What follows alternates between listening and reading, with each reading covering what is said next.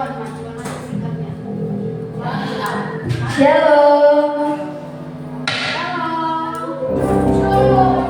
Kembali teman-teman. Hari ini kita berkumpul kembali untuk beribadah memuji memberikan Tuhan dan mendengar firman Tuhan. Untuk itu saya langsung berdiri kita naikkan pujian selidiki aku.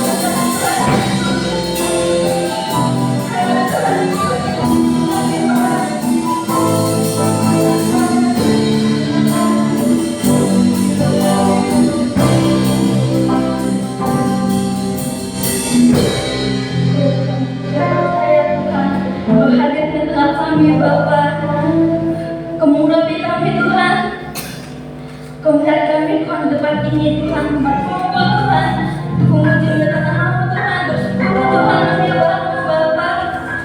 Terima kasih Tuhan, kebaikan pada hari hidup kami Bapa, telah kami lihat dikasih manusia Tuhan, nyata dalam hidup kami Bapa.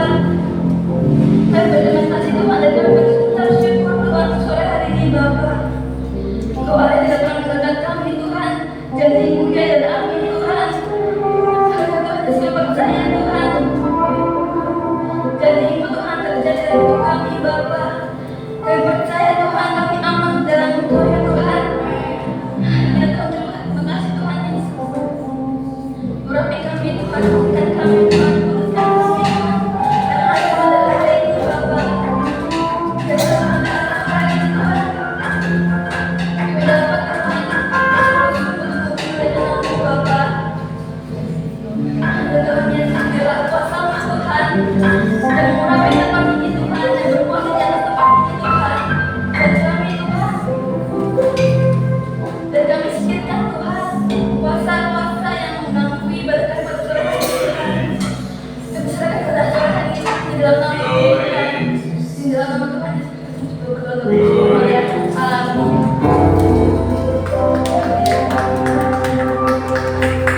Masa puji Tuhan. Dari yang menjadi dua, ku masih tiga bagian.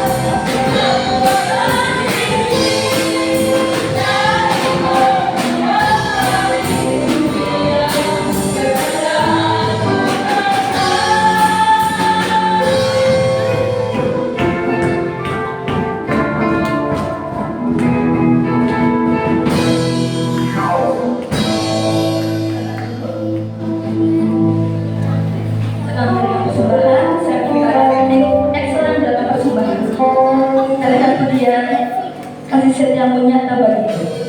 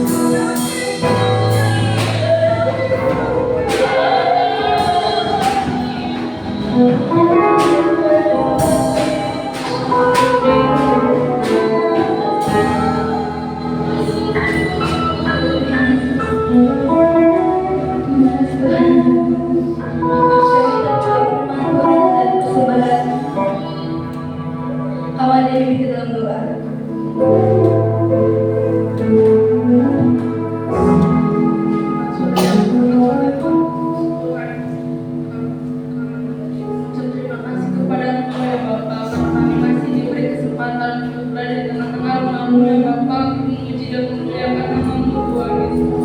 Tuhan, terima kasih atas segala pengorbanan yang Tuhan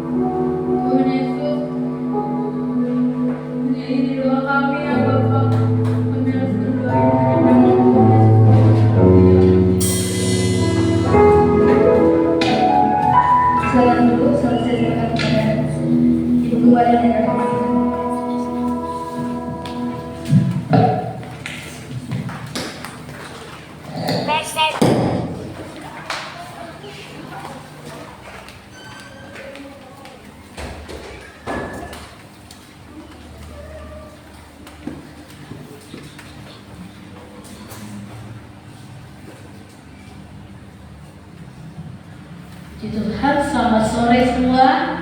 Hari ini kita ada di dalam rumah Tuhan lagi untuk mendengarkan firman Tuhan, untuk kita beribadah kepada Tuhan. Puji Tuhan. Terima kasih untuk para pelayan Tuhan yang begitu dahsyat hari ini menyembah, memuji, memainkan musik, berdoa, dan segala sesuatu diberikan untuk kemuliaan nama Tuhan. Hayat hafalan.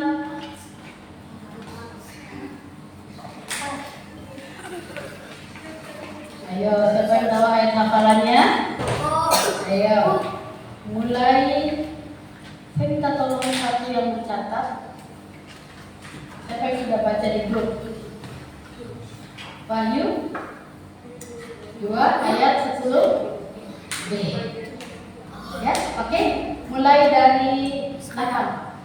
Mulai dari sekarang. Mulai sekarang lah, masa besok. Ayo.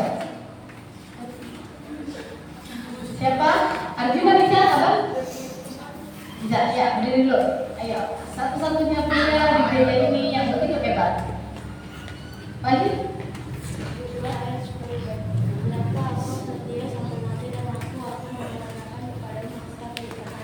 Amin. Excel bisa? Moses bisa? Maria bisa? Ayo Maria Hermawan. Wahyu 2 ayat 10b.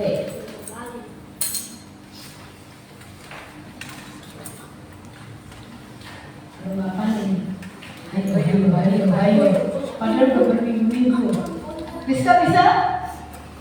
Heri bisa? Maria bisa? Sama deh? Bisa. Ayo, coba. Kakak dulu, kakak ajak. Si kotak-kotak. Wahyu 2 ayat 10b. Hendaklah engkau setia sampai mati, dan engkau mau menyangkal padamu mahkota kehidupan. Amin. Kita akan bergeser ke sebelah kanan. Maria. Ya. Kamu mau sedikit.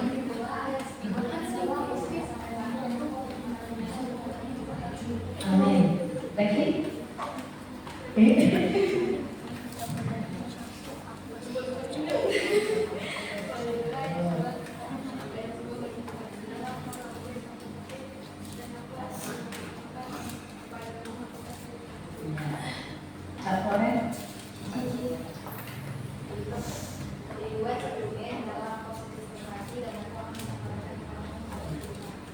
Lanjut bisa? Yes.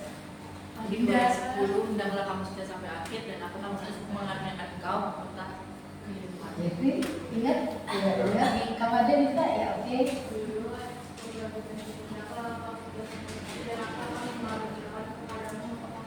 Amin. Ini bacaan Maria bisa tadi ada bisa? Jadi ada bisa.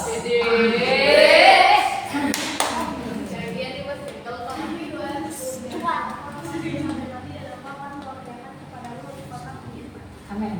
Bisa? Maria Hemo sudah bisa? Belum bisa? Ya. Kalau belum bisa, minggu depan ada lagi hafalan biar kamu muda juga remaja dengan hafalannya. Kita akan baca firman Tuhan yang ada di dalam Lukas 15 ayat 11 sampai 32. Lukas 15 ayat 11 sampai 32. Nanti kita akan baca satu orang dua ayat. Ya, satu orang dua ayat kita akan baca sama-sama. Ayat ini sudah ketemu semua? Lukas pasal yang ke-15. Bahasa Inggris.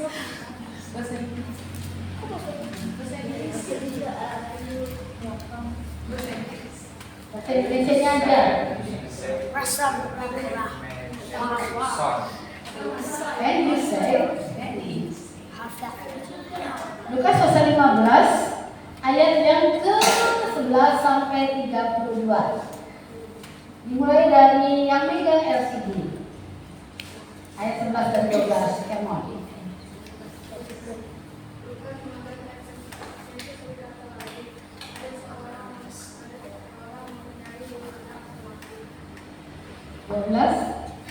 Dua-dua satu orang.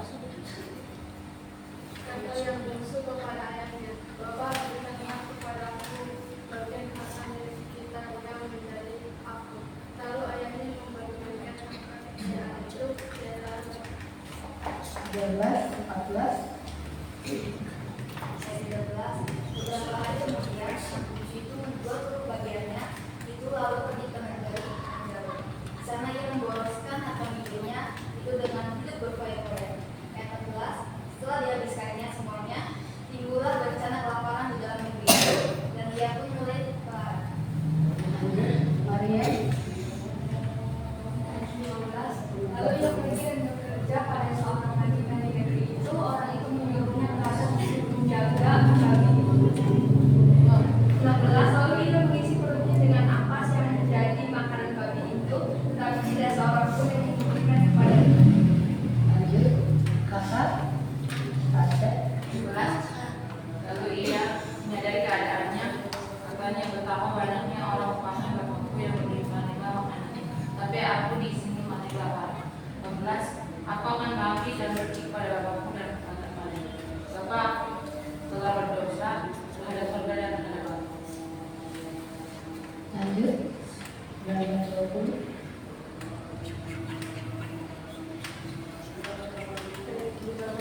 aku tidak layak lagi disebut anak Bapa.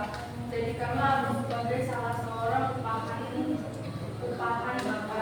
Ayat 20. Maka bangkitlah ia dan pergi kepada bapaknya. Ketika ia masih jauh, ayahnya telah melihatnya. Lalu tergeraklah hatinya oleh belas kasihan. Ayahnya itu berlari mendapatkan dia, lalu merangkul dan mencium dia. Lanjut. Maria Baby boleh? Maria boleh?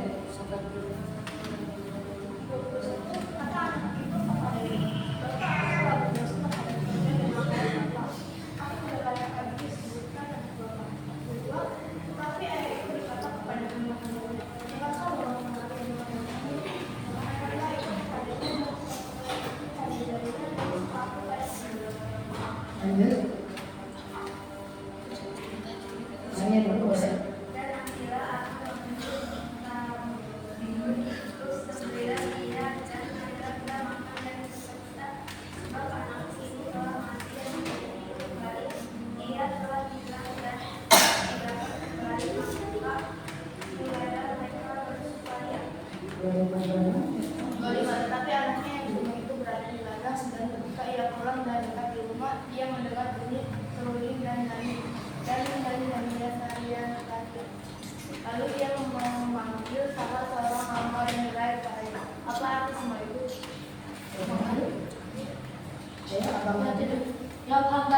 Adikmu telah kembali dan ayahmu telah menyembelih anak lembu tambun karena ia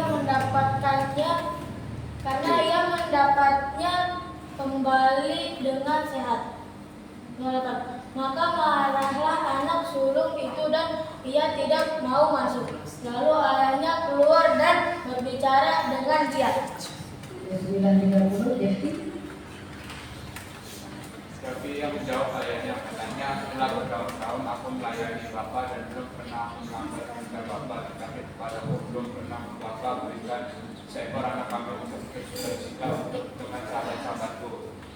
30. Tetapi baru saja datang anak Bapa yang telah menggorengkan harta kekayaan Bapa bersama-sama dengan racun-racun, maka Bapa menyembelih anak kambing tambun itu untuk dia.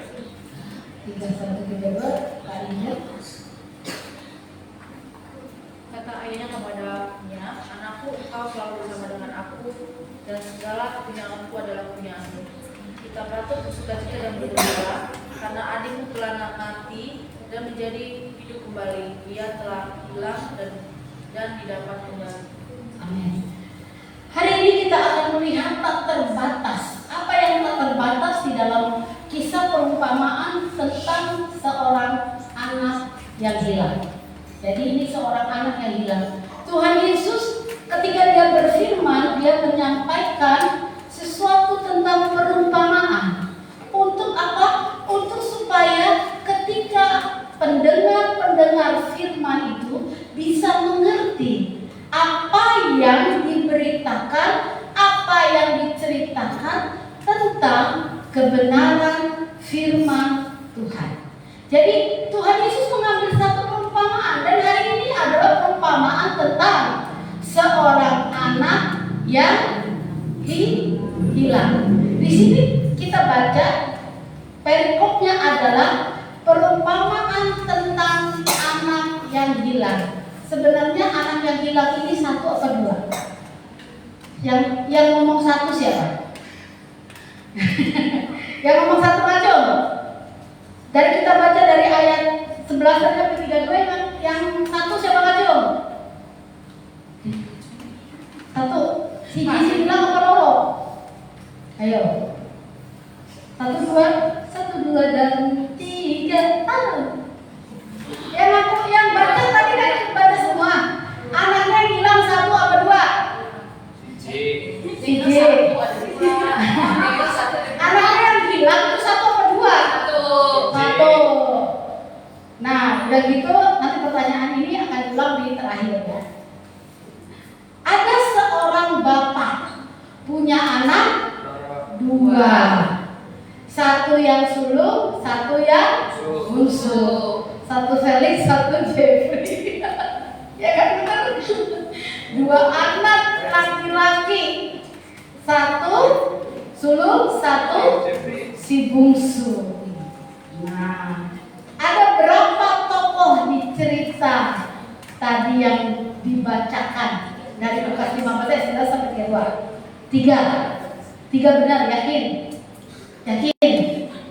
Tiga orang di situ. Yang berbicara, yang berkata-kata ada 3 orang ada. Tokoh sentralnya siapa? Anak yang hilang? Ayo.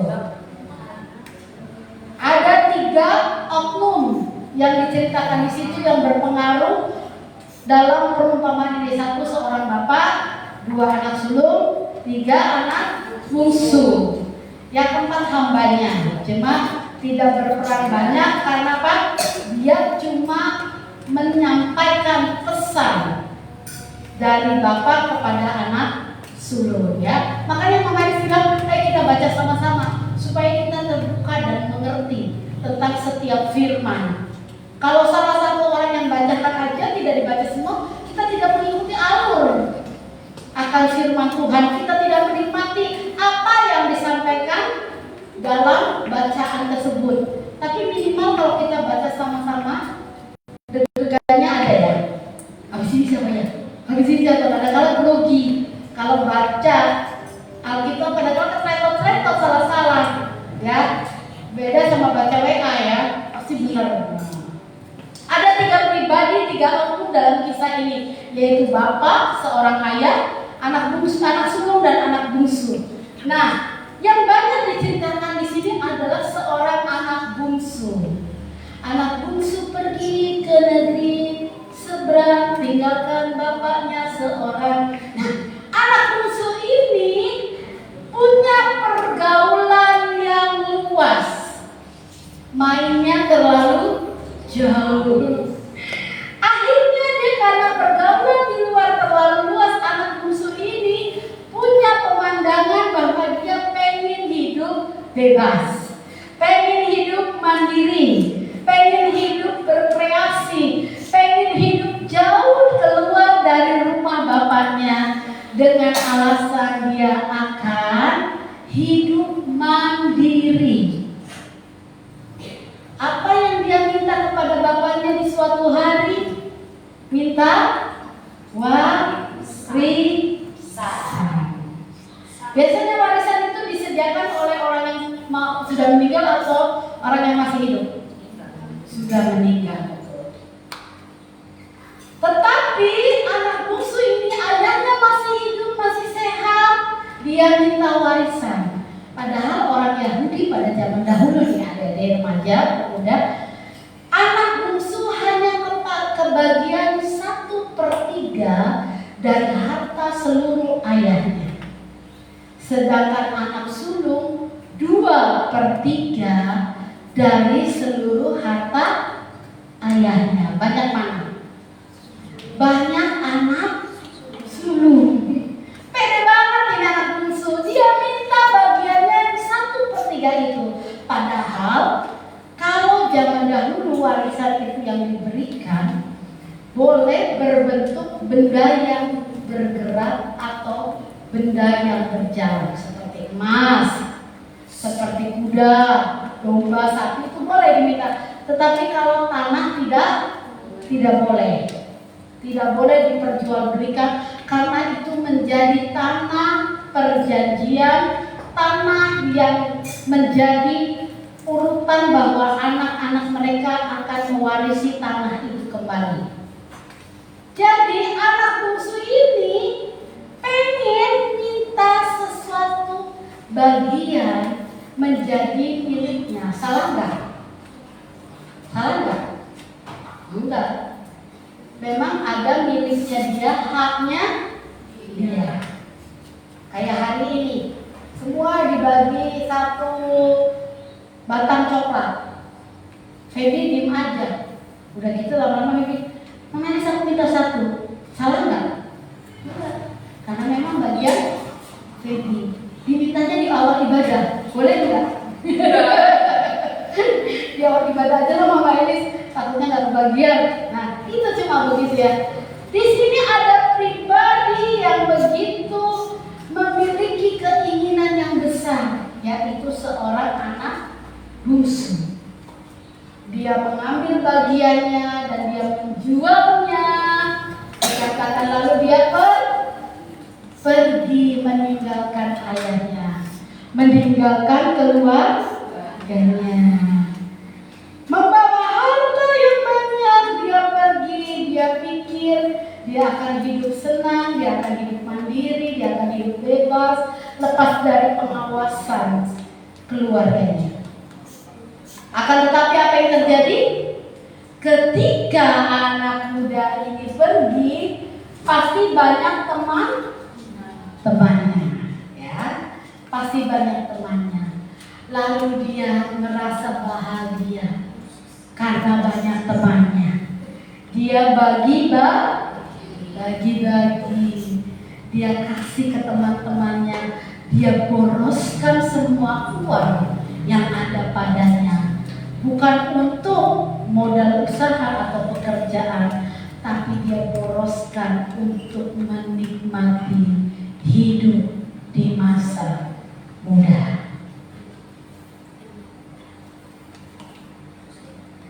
Pribadi seorang anak bungsu. Kita akan baca kembali di dalam Lukas pasal 15.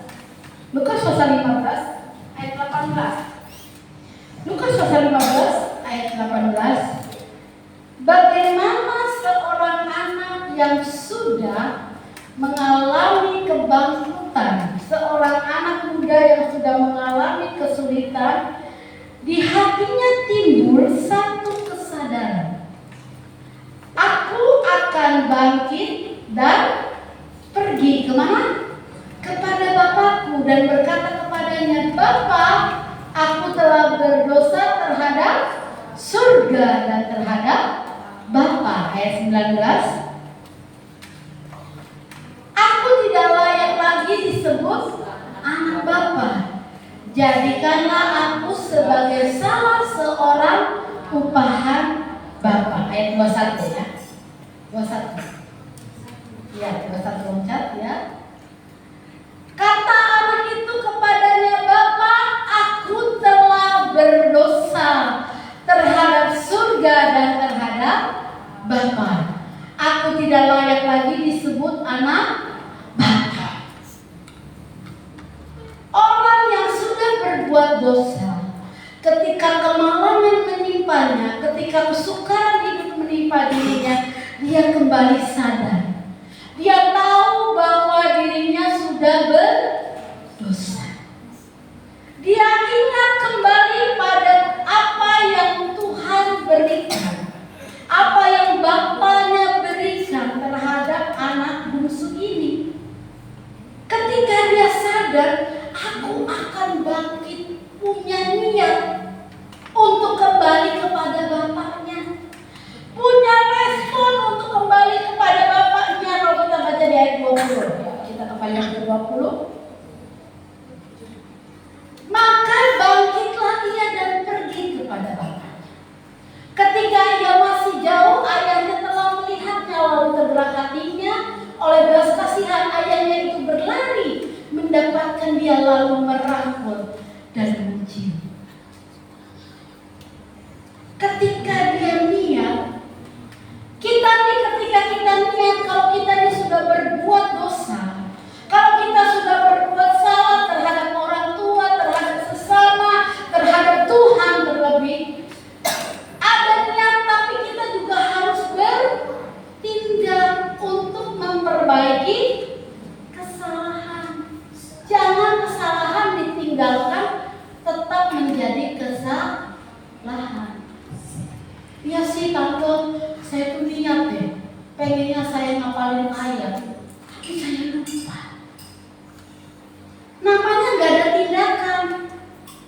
Kalau mau ngapalin ayat, bisa tanya sama temennya, WA Japri. Tanya dong, ada ayat hafalannya, yang mana ya? Mau lihat dong, mau tanya dong, cepet-cepet dihafalin tuh di pas awal ibadah, cepat dihafalin. Ada tindakan seperti anak bungsu ini. Ketika dia tahu hidupnya sudah susah, dia tidak punya uang, bahkan ketika dia melamar pekerjaan, dia nggak bisa sombong. Saya anaknya bos nih. Saya anaknya bos. Papa mama saya bagi duitnya. Kalau kerja dong harusnya jadi manajer. Paling sedikit jadi HRD. Paling sedikit jadi supervisor. Itu dulu. Ketika engkau sudah habis, tidak punya apa-apa, orang memandangmu rendah. Ketika engkau sudah melakukan dosa, orang menganggapmu rendah. Dan ketika dia mencari pekerjaan pun, bukan dibawa ke kantor yang ada AC-nya, yang banyak cewek cantiknya, cowok gantengnya, enggak. Dibawa ke kebun, ke ladang. Di sana bukan untuk bercocok tanam, tapi untuk merawat babi. Pekerjaan seorang peternak babi atau pegawai peternak babi zaman itu adalah pekerjaan paling rendah. Kan makanya Tuhan gak kasih perumpamaan tentang orang yang bekerja di ladang beternak babi, tapi menjadi di ladang anggur, di kebun anggur. Seorang bekerja di kebun anggur, di kebun gandum, bukan di kandang babi. Dia ingat ketika dia pengen makan, dia nggak bisa makan walaupun itu makanan babi. Siapa di sini orang Sumatera Utara? Pernah lihat makanan babi? Enak kayak spaghetti bentuknya. Ditaburin keju mozzarellanya melebar-lebar. Diaduk-aduk mirip sekali dengan spaghetti ke dalam anak terhilang ini, anak musuh ini. Mau nggak? Kalau belum pernah tahu makanan babi kayak apa yang bukan orang Sumatera Utara, lihat di Google cara memasak makanan babi. Coba dilihat apa aja yang terkandung di dalamnya. Ada keju mozzarellanya kan? Oh, ada daging slice-nya, ada hamnya, ada sosisnya. Enggak. Tapi anak bungsu ini melihat itu seperti spaghetti, enak banget. Jadi dia pengen makan. Ketika dia mau suap itu makanan babi, mandornya datang. Nggak boleh, itu makanan babi dibawa makan, nanti babinya jadi kurus. Biar kau saja yang kurus. Sudah bekerja, menderita, makan nggak dikasih, lapar pun tidak ada makanan, masih dilarang tidak boleh makan makanan babi. Apa enggak sengsara banget. Anak muda ini gambaran ketika kita berbuat dosa terhadap Bapa, terhadap orang tua kita, terhadap sorga, terhadap Tuhan. Engkau seperti nasibnya anak bungsu ini. Jangan sekali-kali engkau melakukan dosa. Sebab ketika engkau melakukan dosa, terpisahlah hubungan antara engkau dengan Tuhan. Mungkin kami di sini nih nggak ada yang tahu. Mungkin teman-teman nggak ada yang tahu. Bapak ibumu tidak tahu apa yang kau lakukan. Saya kaget tadi ibu kepala sekolah SD Negeri 1 bilang, kemarin ada yang gagal dan lulus ujian kelas 6. Karena apa? Karena di Kabupaten Indramayu ini ada yang hamil. Jadi yang lain lulus ujian, dia gak ikut ujian, dia daftar BPJS untuk sesar. Ada tuh anak SD di Kabupaten Indramayu ini, banyak katanya, kelas 6 SD. Karena kelas 4 udah menstruasi, dengan tontonan HP, dengan pergaulan yang terlalu jauh. Akhirnya tekung terlalu. Orang lagi sibuk belajar buat ujian, dia sibuk isi formulir BPJS supaya bisa di sesar. Punya bayi, anak bayi punya bayi. Kalau engkau mulai berbuat dosa, hati-hati. Tuhan memutuskan hubungan kasih dengan kalian. Engkau akan menderita, engkau akan babak belur, engkau akan sangat-sangat sulit. Jangan coba-coba dekati dosa. Amin. Mendekatinya saja tidak boleh, apalagi melakukan.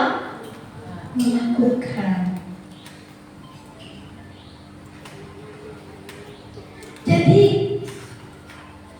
anak-anak muda yang dikasihi Tuhan, ketika kita melakukan dosa, putus hubungan dengan Tuhan, dan digambarkan dengan Bapa kita yang menyuplai baik tentang kita, semua yang baik. Apa yang mama? Kalau dikira apa dia? Apa yang mama yang bunyi? Semua yang baik. Tetapi ketika ada respon dari anak muda ini yang sudah berbuat dosa, dia bukan sekali aja dia mengaku dosa, tapi dia berkali-kali mengaku dosa. Aku sudah berdosa, aku tidak layak disebut anak Bapa. Tetapi ada kasih yang tidak terbatas, kasih seorang Bapa. Kasih Tuhan Yesus tidak pernah terbatas dalam kehidupan kita. Kalau kita akan baca bagaimana nih anak sulung, ya kita baca anak sulung dulu. Lukas 15 ayat 28, 29 dan 30. Bagaimana respon anak sulung ketika Bapa mengampuni kembali anak bungsu? Maka marah. Marah itu bagaimana ya? Marah gimana? Coba kita tunjukkan marah. Muka marah gimana? Muka marah gimana? Marah gimana? Matanya melotot, mulutnya terbuka lebar, alisnya naik ke atas seperti pedang, rambutnya jauh ke atas, kupingnya ke atas, dan mulai suaranya meninggi. Kalau orang marah, siapa di sini belum pernah marah? Aduh, belum pernah semua calon masuk surga. Kamu belum pernah marah? Pernah? Kayak apa orang marah? Menyeramkan. Maka marahlah anak sulung itu dan tidak mau masuk kemana? Ke rumah bapaknya dia nggak mau masuk. Sama enggak? Dosanya seperti anak bungsu tadi. Anak bungsu nggak mau di dalam rumah, milih di luar. Ini yang ada di luar suruh masuk nggak mau masuk. Lalu ayahnya keluar dan berbicara dengan dia. Ayat 29. Tetapi anak sulung itu menjawab ayahnya, katanya, telah bertahun-tahun aku melayani Bapa dan belum pernah aku melanggar perintah Bapa, tetapi kepadaku belum pernah Bapa memberikan seorang anak kambing untuk bersukacita dengan teman-temanku. Kan lagi marah, jadi belum cepat. Ayat 30. Tetapi baru saja datang anak kami yang telah menguruskan harta kekayaan Bapa bersama dengan perjuangan maka Bapa memberi anak tunggu dan tak boleh untuk dia. Kan lagi marah. Mana ada yang marah? Tetapi baru saja datang anak Bapa, kan mungkin begitu. Untuk dia, aku loh yang bekerja. Ayo, seringkali kita pun begitu. Melihat saudara kita berbuat dosa, kita tidak menghakirinya. Kita tidak membawa dia datang kepada Bapa kembali, kepada Tuhan kembali, tapi kita mengucilkan dia. Kayak aros ya. Begini. Ketika pengampunan itu datang dari Bapa, apa yang dilakukan orang ini, anak sulung ini, dia marah. Karena Bapak ini merespon dengan baik, dengan kasih yang tidak terbatas. Bapak ini melakukan hal yang baik, yang tidak pernah terbatas. Ini bukan soal warisan, ini bukan soal uang, tetapi ini soal bagaimana kita merespon panggilan Allah dalam hidup kita. Bisakah kita merespon ketika kita berbuat salah dan datang kembali kepada Bapa? Atau bisakah kita ketika kita merasa tidak bersalah, kita sudah melayani banyak hal yang kita kerjakan, tetapi ketika kasih Bapa itu mengalir iri hati, kita marah-marah. Kok berkat dia lebih banyak dari berkat saya? Bapak di surga bilang, kamu nanya? Apa kamu bertanya? Enggak, itu hak kasih yang tak terbatas dari seorang bapa terhadap umatnya, terhadap anak. Kasih Tuhan itu tidak bisa kita batasi untuk siapa, kepada siapa, dan kapan. Anak-anak dikasih Tuhan, pribadi seorang bapa yang tak terbatas kasihnya. Dia bisa memberikan ketenangan terhadap anak sulungnya. Lukas 15 ayat 31-32. Kita lihat ya, bagaimana respon bapa untuk anak sulungnya ketika anak sulungnya marah-marah. Kata ayahnya kepadanya, anakku, bijaksana. Anakku, kurang bijaksana enggak? Anakku, engkau selalu bersama-sama dengan aku. Kasihan, engkau selalu bersama-sama dengan aku, dan segala kepunyaanku adalah kepunyaanmu. 32. Kita patut bersukacita dan bergembira karena adikmu yang telah mati dan menjadi hidup kembali, ia telah hilang dan didapat kembali. Perkataan Bapa untuk menenangkan hati anak sulung yang sama-sama terhilang. Orang ada di dalam bersama-sama dengan Bapa, tetapi dia tidak menikmati kasih Bapa. Dia ada di dalam rumah Bapa, tapi dia tidak menikmati indahnya bersama dengan Bapa. Secara tidak langsung, anak sulung ini juga anak yang terhilang. Jangan sampai engkau dan saya ada di dalam gereja ini sama-sama melayani Tuhan, sama-sama berkumpul bersaudara, beribadah, melakukan banyak hal bersama-sama, tetapi hati kita tidak menikmati kasih Bapa. Tidak ada jamahan sentuhan. Kita menganggap diri kita sebagai budak bertahun-tahun. Aku bekerja, seekor anak kambing aja Bapak tidak beri buat aku. Tetapi anaknya baru datang, Tuhan kasih lembu yang tahun. Karena itu hak prerogatif dari seorang Bapa, prerogatif seorang Tuhan, bukan seorang Tuhan, kekuasaan Tuhan. Saya pernah tersentak ketika dia bilang gini, saya bertahun-tahun melayani Tuhan, tetapi kali bawa motor aja saya nggak ada yang ngasih.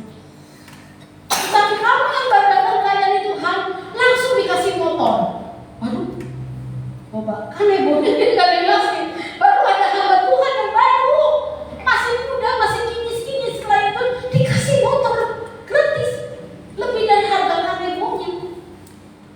Hamba Tuhan yang sudah tua ini marah emosi karena dia tidak menikmati dalam pelayanannya. Jadi sebenarnya anak bungsu dan anak sulung ini sama-sama terhilang. Yang di dalam terhilang karena tidak menikmati, yang di dalam ada pergi juga tidak menikmati. Tetapi ada kasih Bapa yang memandang dari surga sana, melihat engkau yang ada di dalam dan kalian yang ada di luar sana. Kasih Bapa itu selalu memanggil. Kebaikan demi kebaikannya selalu diingatkan dalam lubuk hati terdalam, sehingga ada kesadaran demi kesadaran setelah kita kembali kepada Bapa. Dia akan memeluk kita, dia akan mengasihi kita, dia akan memberikan kembali apa yang menjadi hak kita sebagai anak-anak Tuhan. Apa itu hak kita? Kita baca ya Lukas 15 tadi. Sudah saya pilih, amin.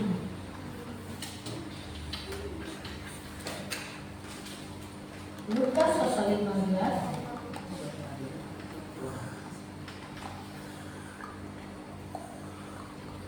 Hak kita sebagai anak-anak sebapa atau anak-anak Tuhan. Tetapi ayat itu di ayat yang kedua-dua ya, 15 ayat 22. Tetapi ayat itu berkata kepada hamba-hambanya, lekas bawa kembali jubah yang terbaik, pakaikanlah kepadanya dan kenakanlah cincin pada jarinya dan sepatu pada kakinya. Jubah tanda kebesaran, bukan kegemukan ya. Kebesaran salah, bukan. Jubah itu tanda kebesaran, tanda kehormatan. Seorang anak raja akan berpakaian beda dengan anak petani.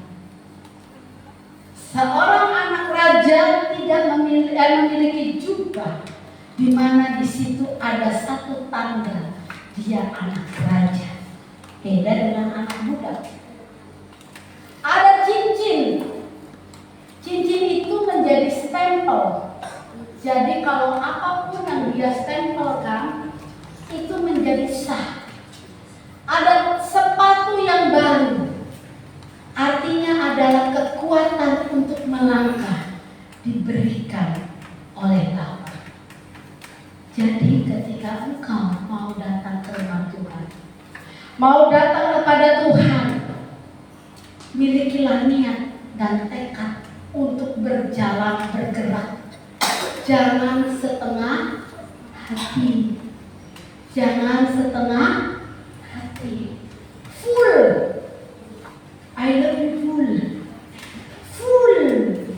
Jangan setengah hati. Kau gelem ke orang, kau gelem ke orang. Jangan. Milikilah sepenuh hati untuk datang kepada Bapa di surga, kepada Tuhan Yesus. Karena akan mendapatkan jubah, cincin, dan kasut atau sepatu kebesaran. Bukan kedodoran ya. Mau dipulihkan, dibawa kembali ke rumah Bapa dan dibuatkan pesta. Jadi bulan tahun dibuatkan pesta, pasti senang. Dibuatkan party, dibuatkan kejutan, surprise, pasti senang. Inilah kita. Jadi kita tidak boleh menjadi anak sulung ataupun anak bungsu. Kita mau jadi anak yang takut akan Tuhan. Dengar-dengaran sama firman. Kalau Tuhan tak kelihatan, siapa Tuhan kita? Papa? Mama di rumah. Papi? Mami. Sembok? Dulu Ceke ya namanya Sembok. Sembok. Ya, orang tua kita adalah Tuhan yang kelihatan, yang kita harus taati. Mari kita balik berdiri. Imam musik dan para singer kita naikkan pujian ini ke kagumi. Tak terbatas kasih dan kuasa.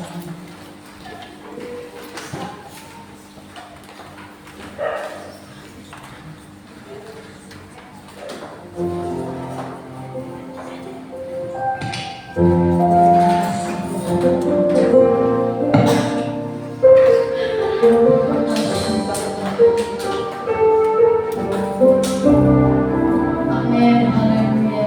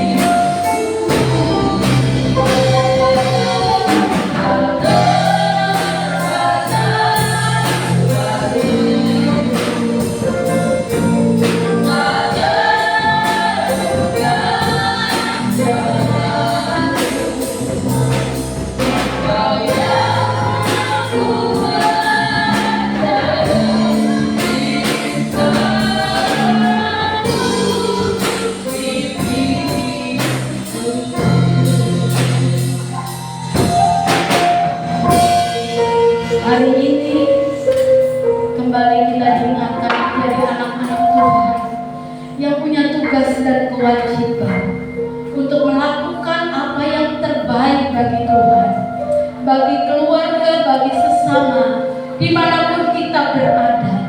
Ada tugas dan kewajiban yang harus kita kerjakan. Beritahu kepada Tuhan bahwa hidupmu adalah milik Tuhan. Hidupmu sekarang dan selamanya adalah milik Tuhan.